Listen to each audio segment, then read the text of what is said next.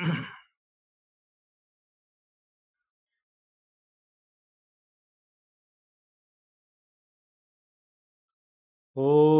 सहनाववतु सहनौ भुनक्तु सह वीर्यं करवावहै तेजस्विनावधीतमस्तु मा विद्विषावहै।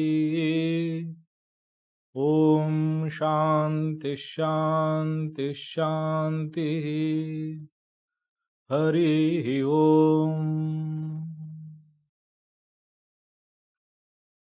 पार्थाय प्रतिबोधितां भगवता नारायणेन स्वयं व्यासेन ग्रथितां पुराणमुनिना मध्ये महाभारतम् अद्वैतामृतवर्षिणीं भगवतीम् अष्टादशाध्यायिनीम् अम्ब त्वाम् अनुसन्दधामि। भगवद्गीते भवद्वेषिणीम् वसुदेवसुतं देवं कंसचाणूरमर्दनं देवकी परमानन्दं कृष्णं वन्दे जगद्गुरुं। मूकं करोति वाचालं पङ्गुं लङ्घयते गिरिं यत्कृपातमहं वन्दे परमानन्दमाधवम्।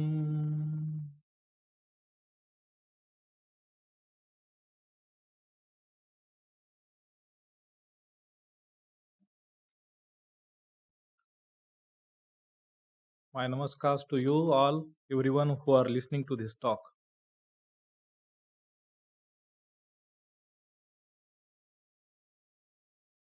We are reading and studying Bhagavad Gita, and we are in the 6th chapter, Shashtodhyayah, Dhyana Yoga. And in the last class, we have seen this verse, the 5th verse,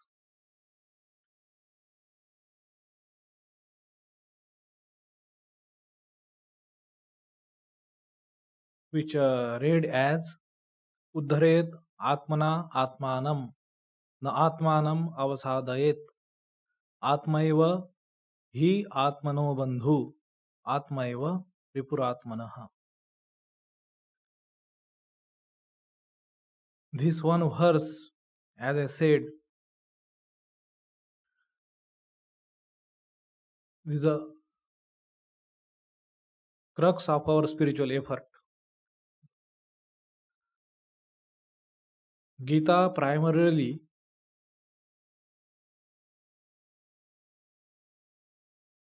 is a text, is a book, is a holy scripture. And in our tradition, in our Hindu Sanskriti, we call it Moksha Vidya. It's the one and the most important objective is to attain that Brahma Vidya, that Brahman. So, the instructions, the advice, the injunctions, the admonitions which Bhagwan have made here through his dialogue to Arjuna, they all aim at that one and the same object, to attain the highest, the Brahman, the greatest, to attain moksha dads.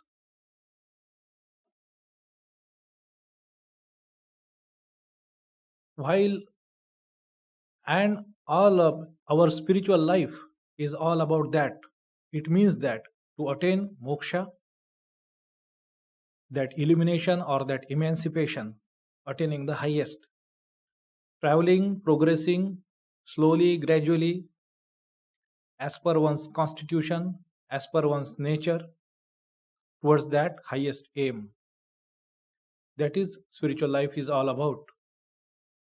Everything, our ordinary or day to day life, including fighting the war in case of Arjuna, is but the means to practice the spiritual discipline to attain that spiritual ideal, the spiritual goal. Those who are well involved, very close to Ramakrishna Vivekananda Vedanta tradition,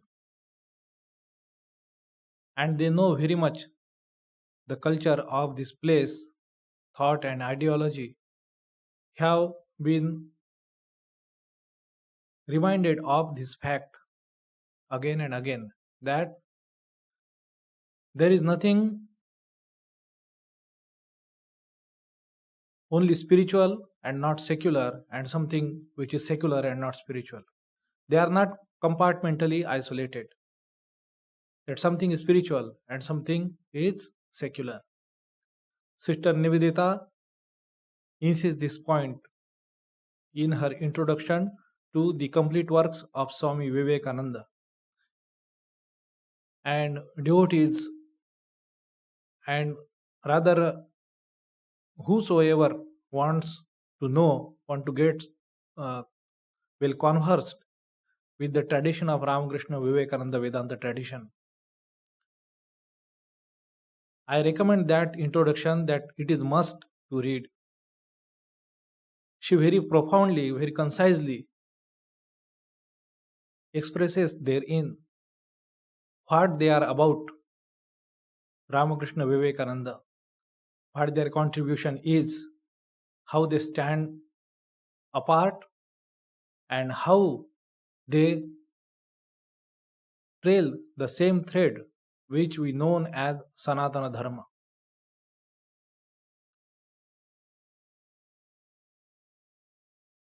So all our effort, all our spiritual life is oriented and directed toward that one goal, to attain that spiritual aim, the highest aim.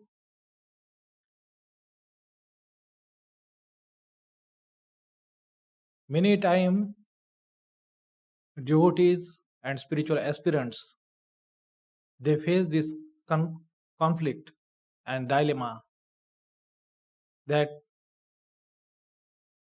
which is better or which is right, the Purushartha or Sharanagati, Purushartha or Krupa, Prayatna or the effort or the grace of God. What is more powerful and which is the better way, etc. As we see that spiritual life is very subjective, it is individual's struggle, and especially that struggle, that battle is fought within ourselves, inside our heart, in our own mind. That is its Kurukshetra.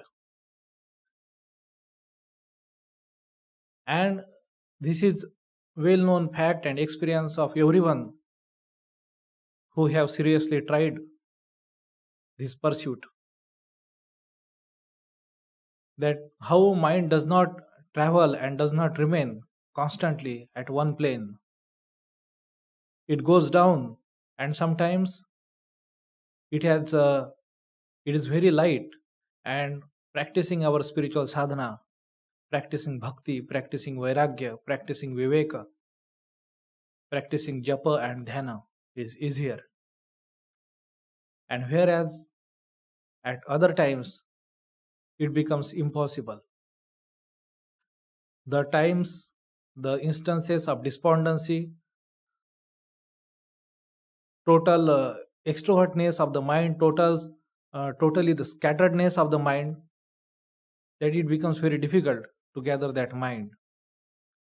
The sixth chapter, the Dhyana Yoga, especially deal with this aspect. Here until Bhagavan has spoken about the knowledge aspect of the yoga, same which is to be attained through Buddhi Yoga, which is Karma Yoga again, and again it has been reconnected with Jnana Yoga again and again. So, fourth and fifth chapter, third, fourth, and fifth chapter. So we have seen these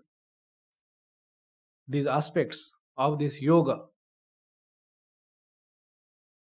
Yoga is the path through which we connect or we attain to the highest, we reach to the highest. Here in this chapter, we will see that stress, or especially in this chapter, it is this internal psychological training, discipline, and mastery is dealt with. Without which, so this Arjuna's battle, especially his despondency, it is his internal battle. It is not that he had lost any talent. It was something he was not, he was emotionally broken down with grief and delusion, shoka and moha.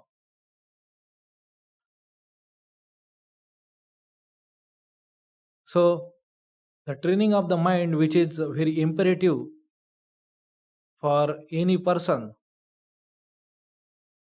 to live his life sanely, to attain a quality in his life, a stability, a certain amount of peace,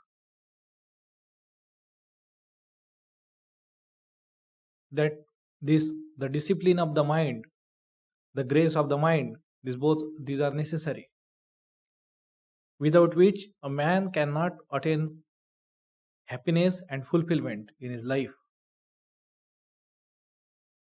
We see that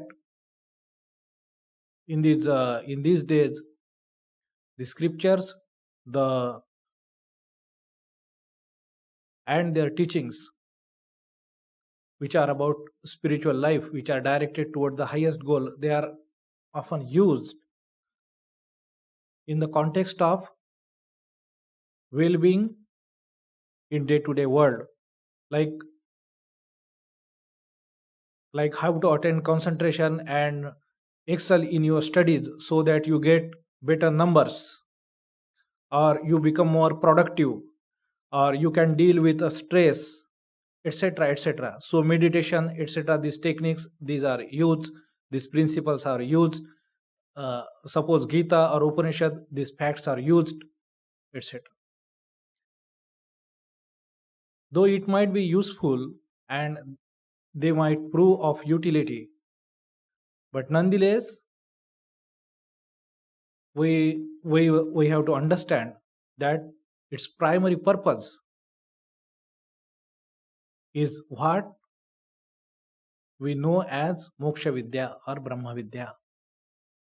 It is very important that modern day saints, especially Swami Vivekananda, his quotes, his words are often used in the sense of the upliftment of poor and needy, about service to the nation, about the call upon youth, raising them with sense of pride and filling them with enthusiasm and energy, etc. The development of women, patriotism, etc., etc. On various aspects, as Swamiji has spoken, his words are used.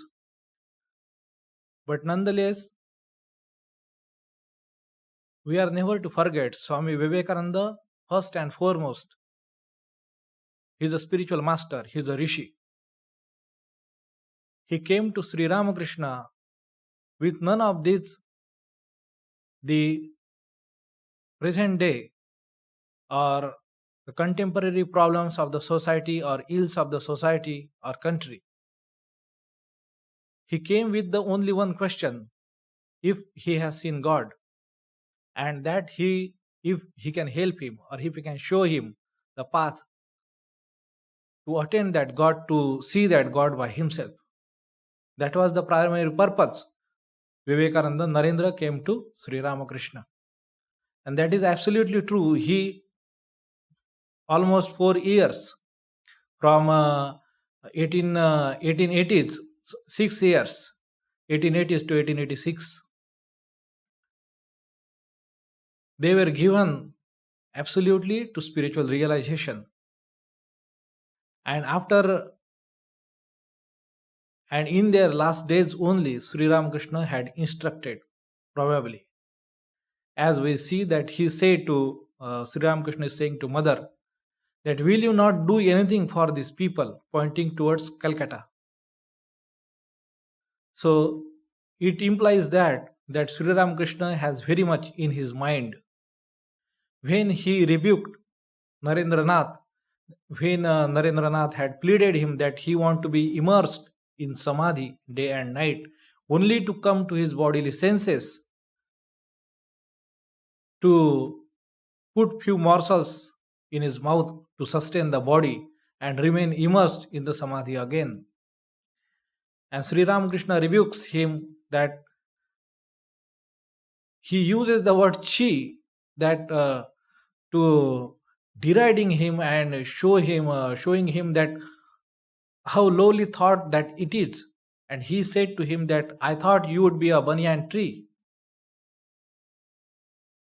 And it shows that Sri Ramakrishna had bigger plan, bigger ideas for Narendranath, for people like Narendranath, Sarada Devi, etc. And after his death, when he came back from United States and Europe, he's saying to his brother disciples, when they were bit puzzled with the track Narendranath Swami Vivekananda was then following, setting up monasteries and relief work and etc. etc. So, and putting it a discipline, forming an order, etc. So Narendranath clarifies that I am not doing anything which Sri Ramakrishna had not said to me or asked me to do.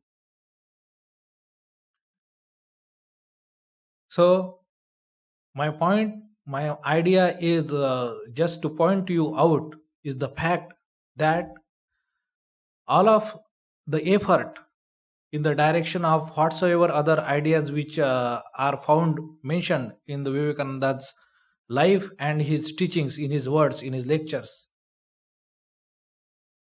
the core of those ideas, the root of those ideas lies in spirituality.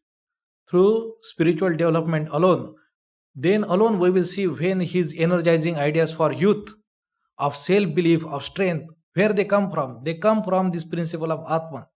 They come from this idea which are rooted very core, the basis, the foundation of spiritual life, the spiritual philosophy.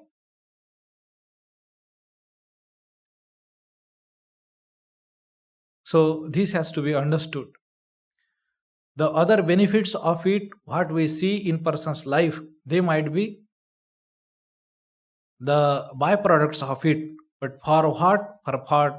But for that, it is not primarily meant. This has to be understood. So spiritual life is the individual's own struggle to better and better till he reaches the infinity, to the Brahman, the highest. That is the purpose of Gita. When that person is set right, when he has understood, when he is progressing in right direction, traveling in the right direction, for him it will be easier. It will help him to better him or her, to better himself or herself, which also in case of Arjuna will help him fight this battle of Kurukshetra, the war of Kurukshetra. So in spiritual struggle, this idea that Uddharet Atmana Atmanam, that you have to raise yourself by yourself, it very much insists on Purushartha, the self effort,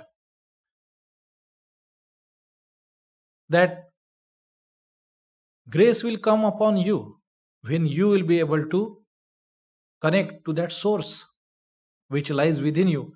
When you are scattered, when your mind is running down towards the opposite, that you have to gather, that you have to direct. Grace will descend, but you have to do that. The place, the both, as if they are the two wheels of the chariot, Purushartha and Krupa. None can be underestimated, one cannot be compared one to the other. They cannot be compared. They both have their places. Your own self-effort does not do everything. But without self-effort, you does not qualify even. So self-effort comes first. But none should think that it is in his effort or it is solely due to his effort that he wins or he earns or he deserves the highest. In Upanishad it comes yameva esha vrunute tena labhyah. Yameva, to whomsoever esha, this Atma, vrunute, that he elects him. They, by him only it is labhya, by him only it is prapya, he gets it, gets to attain it, he reaches it. Upanishad speaks this language.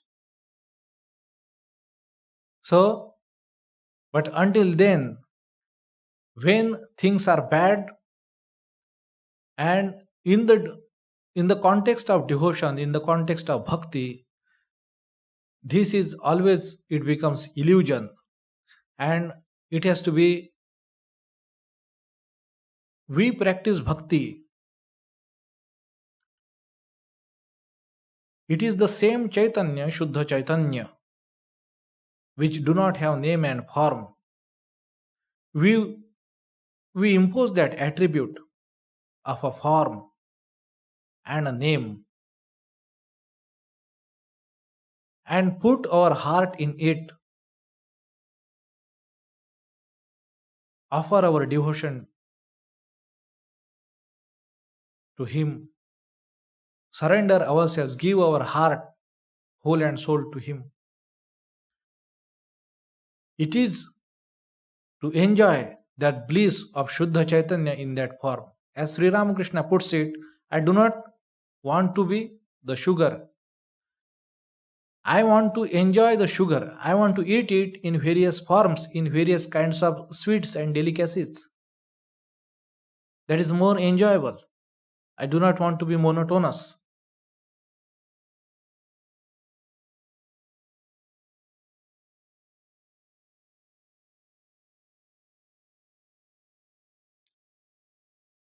So in devotion, in Bhakti Yoga, this is prevailing thoughts and these phrases that he is going to take care of everything.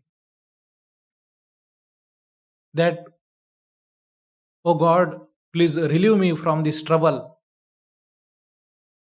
or save me from this tragedy, etc., etc. Not seeing these phrases properly, not understood these phrases properly, it can complicate the situation for the person. That person can get very disappointed if the indeed help as he has asked for does not come. Devotion is as many time I say that it is like applied science. It's based on the pure science which we make as compared to Jnana Yoga or Raja Yoga. And Bhakti, uses those principles and makes it easier for an ordinary person to practice those discipline in a simpler form. But nonetheless, original principle cannot be violated. They are not going to change. You form a relation, a bhava with God. Now it is all right. But principle cannot bend according to you. A principle of pure science, as in physics of electromagnetism or electricity, it is used in an application. You cannot now dictate application, that application is meant to be certain way.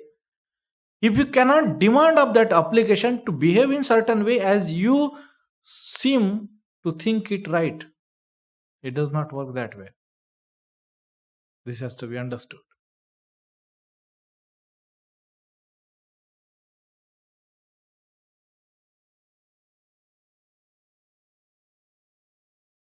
So Ishvara Sarva Bhutanam Hruddeshe Arjuna Tishtati. That he lies within the heart of every being. Sarva Bhutanam, all being. Hruddeshe, in Hridaya, in the heart. O Arjuna, he says Tishtati, he is there.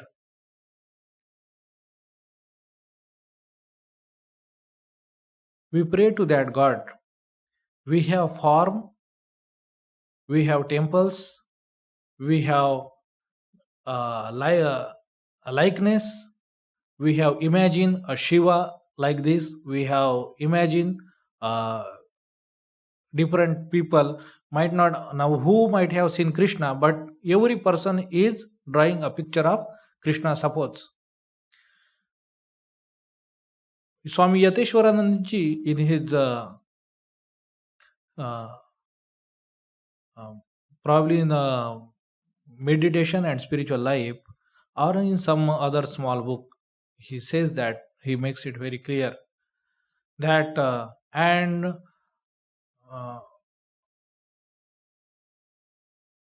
I am not able to recall if Brahmananji has said the same thing, that Dhyana Murti and on which you meditate and one which gives darshan to you, they are not the same.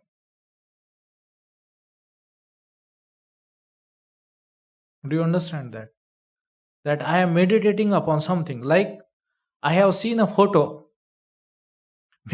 This is very funnily, this happens often time on Facebook and social media. On a different profile, people put very nice pictures of themselves, and when you actually meet them, they are far from it. Many times they are uglier, may not be as beautiful, let's say not uglier, but not as beautiful as they looked in their portraits which they had put it, with different tweaks and filters and all that.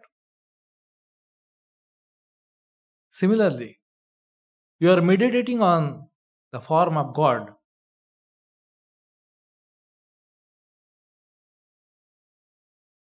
This is the words of the people who had the realization of God.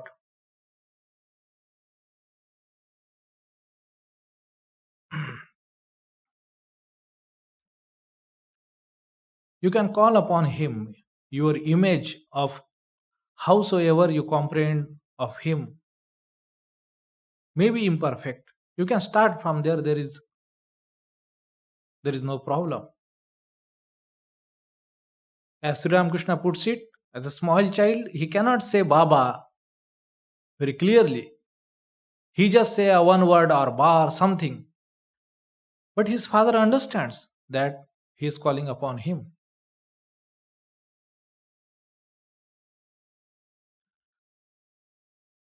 point of this discussion is that how we perform bhakti, what is the secret of bhakti. Bhakti is rather more complex to understand than jnana or yoga. Very, I consider so. Bhakti is more complex to understand. It is simplified. That's why it is very illusory.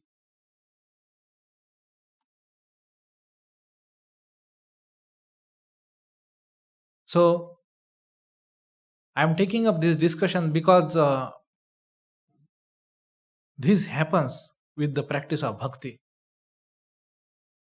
The person who is a devotee is in trouble, he is remembering God. We many times, we in such case of our difficulties, our mind is 99% taken away by the anxiety of the existing situation. And for the namesake, we are repeating the name of God. Now that doesn't work.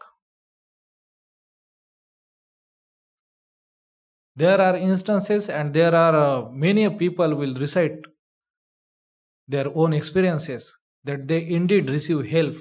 Yes, there are chances that situation may unexpectedly turn in your favor.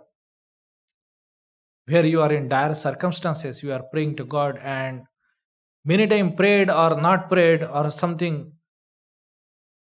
which you could not imagine, and the situation turned in your favor. Yes, most of us will be able to say so. I can say so. That we say that it would not be without the grace of God or without His special favor, I would have sailed through this. It's true. But the primary principle it works with on the psychological plane also. You are trying to connect the universal mind. So your mind must detach from this, the present situation where it is gone outside through the windows of your senses and scattered in there. It must be gathered back, uparati, pratyahara. Your mind is brought back and then directed inward on that representation of pure consciousness.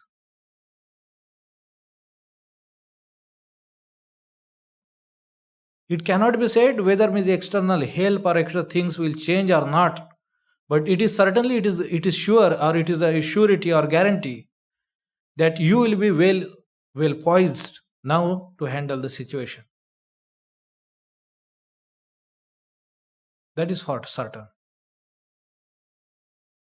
So uddhared atmana atmanam. By yourself, you have to raise yourself.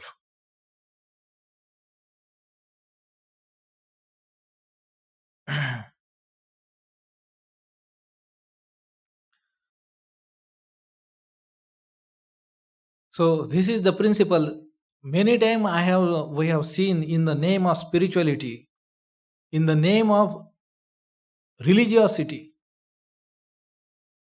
individuals, societies, and our race and our nation has suffered a great setback, losing their virality, their zest for effort,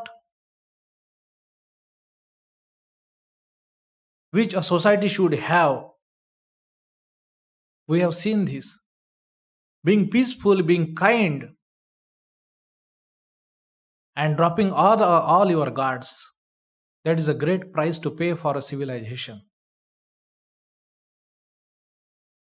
So self-effort has never to be undermined.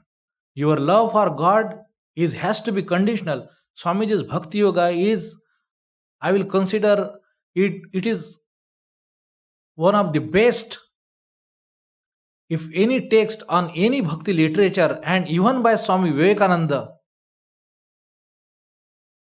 in his complete works, he has spoken on many aspects, but I consider Bhakti Yoga is one of his best, the best work. the ideas he has presently very clearly, the secrets of Bhakti Yoga. Sri Ramakrishna used to call him that unsheathed sword, that for speaking the naked truth, putting as it is before you. So, bhakti has to be properly cultivated and properly practiced. That our love of God, He is not our, as someone put it, He is not your errand boy to do something for you. If it has to happen, happen. Primarily, spiritual life mandates that you have viveka, vairagya from these obsessions of the world, this vairagya from this world, that things are not going to change. They are going to be more or less similar way. There are goods and ills in the society. The detachment from this, you try to do as your best. But that is not the idea that then you can correct the world and set it right, which probably Rama, Krishna, and all other Buddha, Chaitanya, they fail to do. That I will set right the ills of the society. That makes that person emotional, sentimental. Actually, it makes him less efficient to deliver any change, to bring any change. It is not to be insensitive either. And the best combination of this, what exactly this is, how to be such a perfect person, not to be carried away by the emotion and sentiments, not to be insensitive, and their kindness and compassion based upon this, the highest truth. We see in the lives of the greatness, like life of Holy Mother is the best example of it. The best example of it. The small episodes, small things, if you notice, what Sri Ram, that's why they say the Sri Ram, what Sri Ram Krishna put before the world, what he brought before the world, what Swami Vivekananda explained. That Swami, that Holy Mother Sarada Devi, she practiced. Her life, her teachings, her words are the practical manual for anyone, maybe is householder or a monk.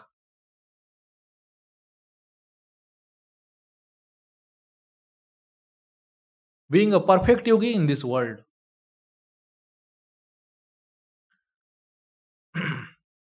So these ideas of self-effort, uddharet atmana atmanam, na atmanam avasadait, let your mind not degrade down, because you alone are your he, means indeed you alone are your friend, atma eva. You yourself are your friend, and you yourself are your enemy. So don't be enemy unto yourself.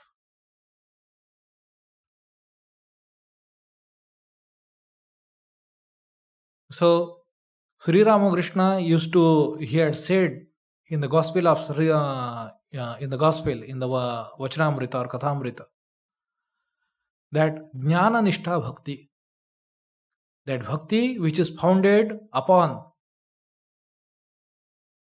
or the edifice of which is founded upon this jnana, knowledge.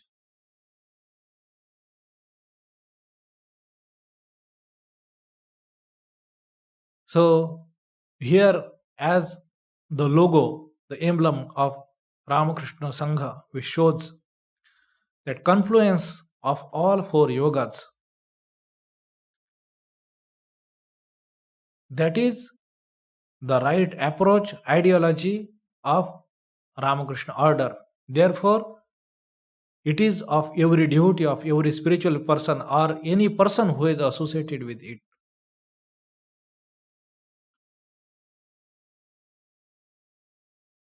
That is to be becoming true follower of Sri Ramakrishna. Trying to bring in all four aspects, develop all four aspects of this yoga within you. They all are inherent in you. One faculty might be dominant over other, one might be easier than other, but slowly you start from your strength and slowly adopt. When the truth comes face to face to your face to face you, you accept them and accommodate them and bring in those changes.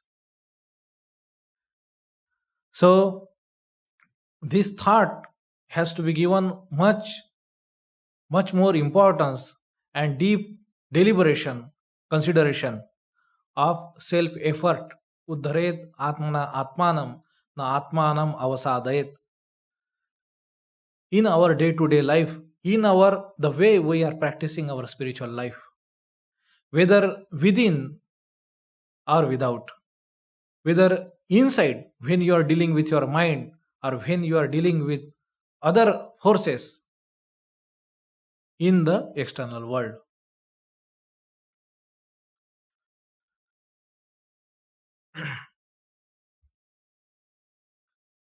The next verse defines that what does Bhagavan says here, that you are your own friend and you are also your own enemy. So who is friend and who is enemy is defined here. Bandhu atma manastasya. Bandhu atma atmanah tasya. Yena atmaiva atmana jitah. Anatmanah tu shatrutve. Varteta atmaiva shatruvat. This is the sixth verse. Bandhuhu atma atmanah tasya. These are the sandhi vichhed of this one pada. Bandhuratma atmanastasya. Bandhu atma. So such atma or such self is bandhu of atmanah. Atmanah means of atman, of self. Tasya, for that self, for that person. Yena, of whose, atmaiva, that the self itself is one, jitaha, conquered by atmana jitaha. The one who has conquered his own self, for such a person, his own self is his own friend. This is what is being said. The disciplined mind is your friend and undisciplined mind is your foe, is your enemy. We have heard this adage that mind is a good servant and a very bad master. We have heard that. So similar idea expressed in that adage.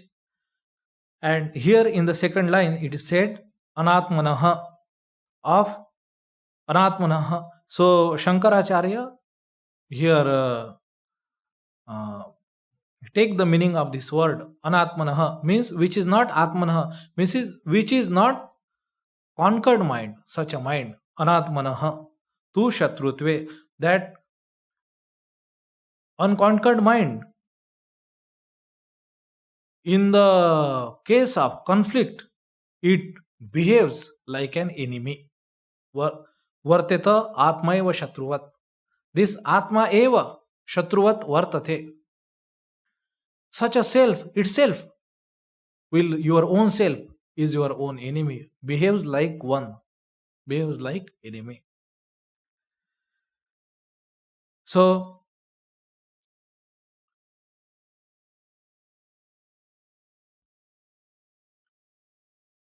this is very easy to understand. Everybody understands that if your mind is disciplined and under your control, you can go to places, you can excel, and you can be probably anything if you want, even in normal course of the terms, that our ills of our life, our sadness, our misery, our tragedy is because our mind is not within our control. It does not do what we want it to do. It does so many other things which it's not supposed to indulge in. How much ever I may try, and it goes its own old ways. So that disappoints you, and how much your emotional energy you have put it into you, it vexes, it irritates you, that gloom and despondency comes over you. That and for any person trying to get rid of his habits, trying to break his bad habits, he or she can know that how difficult this struggle is, how lonely it is,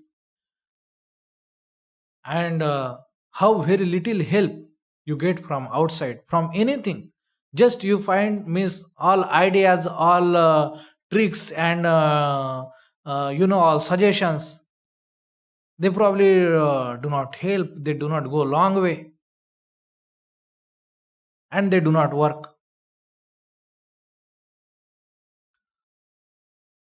But this is the truth, that as Swamiji says it in Karma Yoga,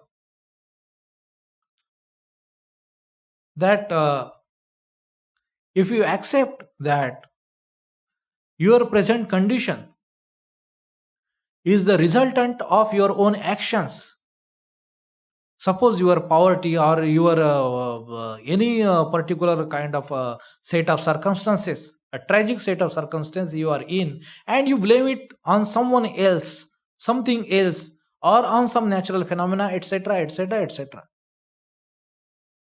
So long as you blame it upon something else other than yourself,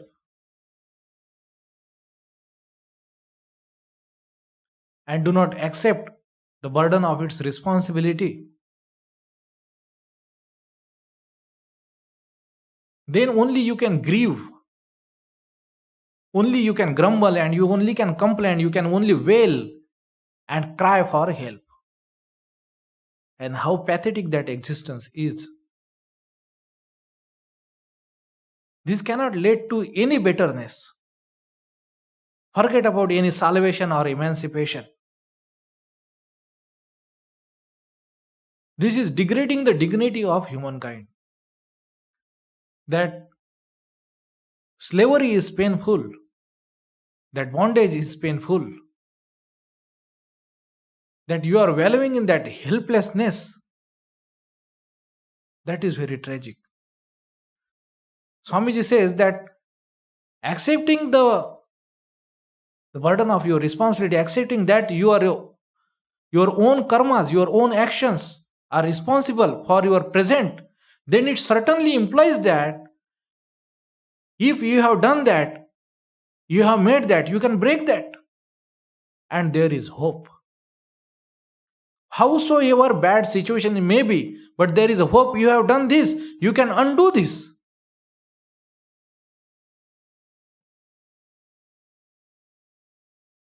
That is the great hope of Karma Yoga. Howsoever I might have semi-consciously just repeated this habit, and this burden of habit is upon me. If I accept this fact, I have to know this fact that yes, it is my doing. If it is my doing, howsoever much time it might take, I can undo this. Because now you are deliberate, you are conscious, you are effortful toward that goal. In one time or other, your mind has to cease.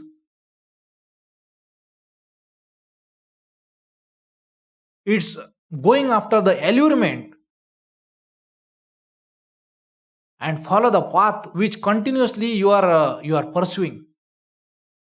All the time, if it fails, your mind, your viveka, your discrimination is going to bring that pain upon it, that it has failed. And mind will not all the time be able to bear that. It will have to change, mend its ways sooner or later.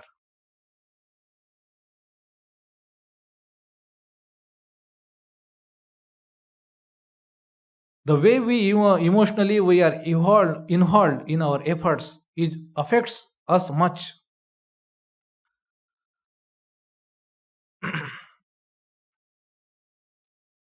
And how systematically, therefore, how methodically one takes the approach. That's why all the time our gurus, the great saints and monks of this order, all the time they have said, Swami Brahmananji Maharaj,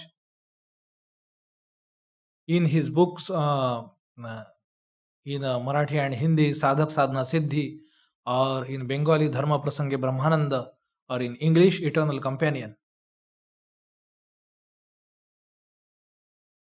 All the time they have said that every day, morning and evening, 2 times you do fixed number of japa, fixed number of, there is a fixed time, there is a fixed asana, that probably you have separate clothes, etc. You have a routine ritual. Do it every day exactly. Do not jump off the cliff. You will not be able to sustain that emotion, that exuberance you have come, that I will realize God. Suddenly that you just feel like that, but you are far from truth. Your feeling is not your competence, your ability and your deservedness. You will know when you are at the door. And people, many devotees, I have seen, you all might have seen, who sincerely, consistently practiced, and I have seen them, they have become a saintly householder people. We can see that peace, that depth, that substance. When they speak, when they behave, when they carry themselves, when they come, when they talk, they have earned that with years of practice.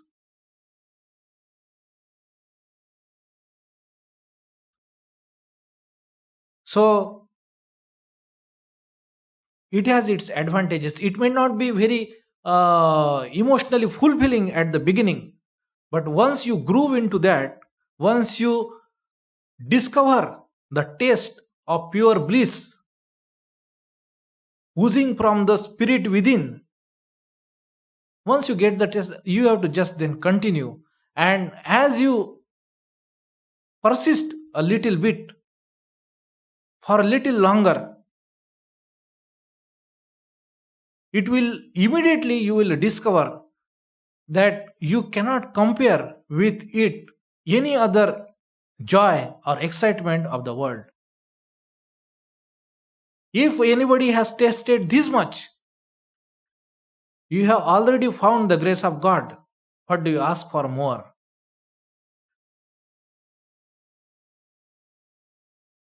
If you have developed, as Sri Ramakrishna puts it, that gives the example of a patient of probably sunstroke or typhoid, that that the Vaidya, the doctor, he is seeing that whether he is still having taste. As long as he is having taste, Bishamer Rugi.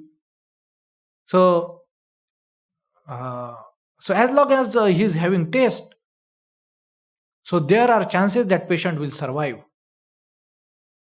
Taking the clue from this word, this of Vaishnava's discipline, Name Ruchi, that whether you have developed that taste, you have developed that or found and discovered that secret art of doing japa. Is very simple. When your guru tells you at the time of initiation, do japa like that, and that's it.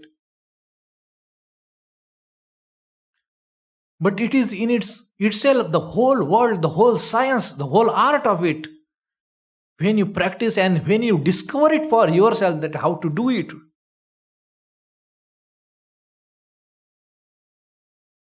one who has found that has indeed the grace of God.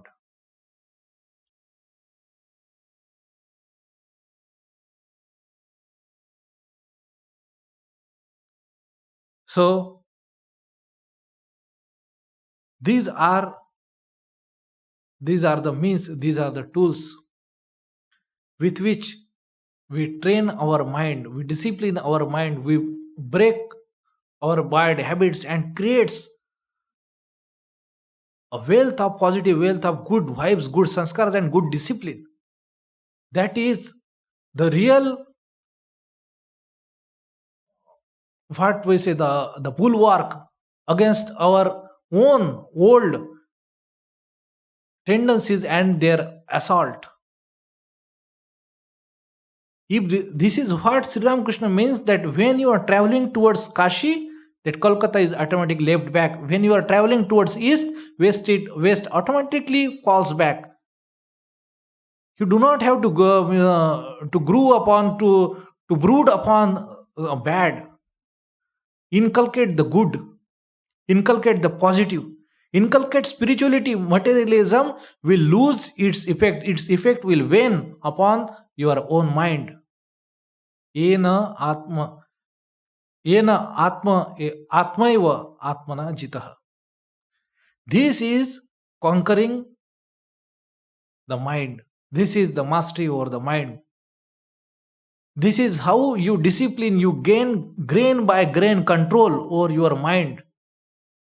You cannot break it, you cannot fight it.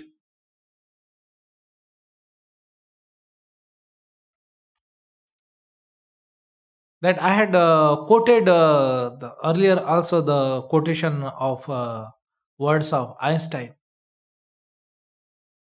that the problem cannot be solved on the same plane on which it was created in the very first place. Do you understand that? It is very true in spiritual life. You cannot fight and win.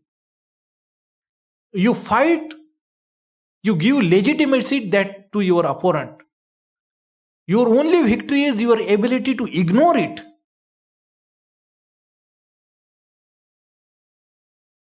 That is your real strength. That it does not affect you, does not perturb you, does not draw you away from your position, does not draw you out when you are sitting in. So that is the training of the mind. And in this context, I remember this Swamiji's words about education, what education is. We can understand that these ideas of when Swamiji is putting it, how deeply they are rooted to what he truly is, that being a Rishi, a spiritual master, and how its implications are far and wide. So there is a small book that is subsidized and we sold millions copies of it, The Call to the Nation. Every house should have it for, and they should distribute it as much as to the youth. Now unsubsidized, I think you get it for 10 rupees or something.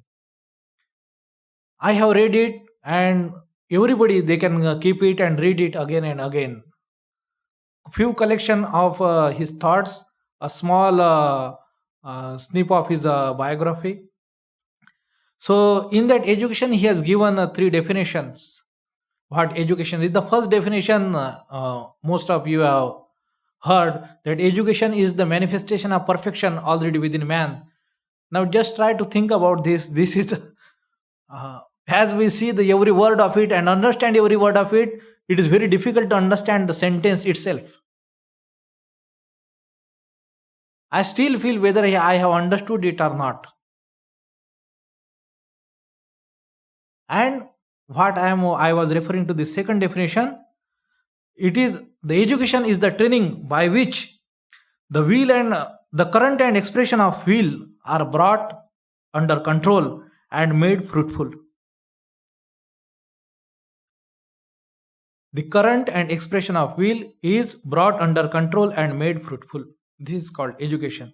So time is up. We will take up this thought in our next class, and we will contemplate as much possible, taking this an opportunity. Try to correlate it with our life, our struggle, our experiences. Thank you. Om Shanti Shanti Shanti. Harihi Om Tat Sat. Shri Ramakrishna Arpanamastu.